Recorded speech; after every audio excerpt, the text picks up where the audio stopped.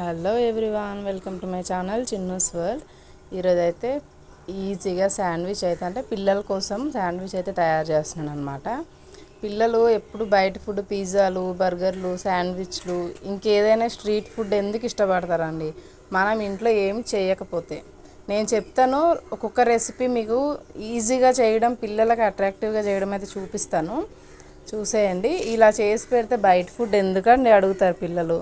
కొంచెం ఓపిక పెట్టుకొని చూడండి. నేను అసలు ఎక్కడ ఫాస్ట్ ఫార్వర్డ్ కానీ ఎడిట్ కానీ చేయలేదు. కంప్లీట్గా మీకు వీడియో అయితే చూపిస్తున్నాను. జస్ట్ 3 minutesలో అయితే శాండ్విచ్ రెడీ అయిపోయింది. యాక్చువల్లీ టమాటాలు కూడా వేయొచ్చు, ముక్కలు పెట్టచ్చు, కానీ మా బాబుకు టమాటా ముక్కలు వద్దు అని చెప్పాడు. లేకపోతే ఉల్లిపాయల మీద అయితే టమాటాలు అయితే పెట్టచ్చు. నా దగ్గర అయితే ఈ చీజ్ ఉంది, దీన్ని చాక్తో చిన్న చిన్నగా కటింగ్ చేసేసి దాని మీద అయితే పెట్టేశాను. మీకు స్లైజ్ ఉంటుంది కదా, చీజ్ స్లైజ్, అలా దొరికితే అదైనా యాజ్ ఇట్ ఈజ్గా పెట్టుకోవచ్చు. నాకైతే ఇది అవైలబుల్గా ఉంది. ఇంకా మనకు అదే వస్తువు కావాలని ఉండకూడదండి. మనం చేయాలనుకుంటే దేన్నైనా మనకు తగ్గట్టుగా మలుచుకొని చేసేసుకోవాలన్నమాట. ఇలా మీరు 2 రోజులకు ఒకసారి, 3 రోజులకు ఒకసారి. నేను తీసుకున్నది కూడా బ్రౌన్ బ్రెడ్, ఇది మైదా కూడా కాదు, అంటే వీట్ బ్రెడ్ అన్నమాట. ఇలా హెల్తీగా ఇంట్లోనే తయారు చేయండి. పిల్లలు ఎందుకు అడుగుతారండి బయట ఫుడ్. పిజ్జా కూడా నేను చూపిస్తాను త్వరలోనే, ఇంట్లోనే ఎలా చేసుకోవాలనేది. ఇదైతే శాండ్విచ్ అయితే చూపిస్తున్నాను, ఈ తర్వాత పిజ్జా కూడా చూపిస్తాను. తర్వాత చాక్లెట్ శాండ్విచ్ ఇంకొక రెసిపీ ఉంది, అది కూడా హెల్తీగా అయితే చూపిస్తాను. మీకు రెసిపీ కావాలంటే కామెంట్ సెక్షన్లో అయితే అడగండి. ఇదైతే అమూల్ బటర్, ఆయిల్ కన్నా బటర్ అయితే బెటర్ అండి, బాగుంటుంది పిల్లలకి. అంటే ఫ్లేవర్ కూడా చాలా బాగుంటుంది అన్నమాట. ఒకసారి ఇలా ట్రై చేసి మీ పిల్లలకు పెట్టండి. మళ్ళీ మళ్ళీ అడుగుతారా అడగరా అప్పుడు చూడండి, మీకే తెలుస్తుంది.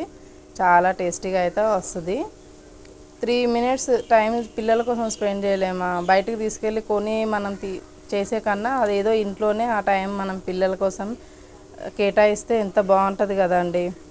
మన పిల్లలు హెల్తీగా ఉంటేనే కదా మనకు కూడా హ్యాపీగా ఉంటుంది. ఏదో 5 minutes అడిగారు కదా అని అలా బయటకు తీసుకెళ్ళి ఏదో ఒకటి రోడ్డు మీద దొరికే గడ్డి కొనేసి ఇచ్చేస్తే ఆ తర్వాత వాళ్ళ స్టమక్ అప్సెట్ అవ్వడము, హెల్త్ పాడవడము, ఒబెసిటీ రావడము, ఇవన్నిటికీ చిన్న చిన్న మనము తక్కువ ఎఫర్ట్స్ దగ్గర ఆలోచిస్తాము, అవే మనకైతే చాలా నష్టాన్ని అయితే చూపిస్తాయి. ఎందుకంటే ఇప్పుడు మనము బర్గర్స్ కొంటే ఎంత అండి, 50 to 70 రూపీస్ అంతే ఉంటుంది అనుకుంటాం, కానీ అది రెగ్యులర్గా తినడం వల్ల అయితే ఒబెసిటీ వస్తుంది పిల్లలకి. అందులో షుగర్ లెవెల్స్ చాలా ఎక్కువ ఉంటాయి వాళ్ళు యూజ్ చేసే అన్నిట్లలో.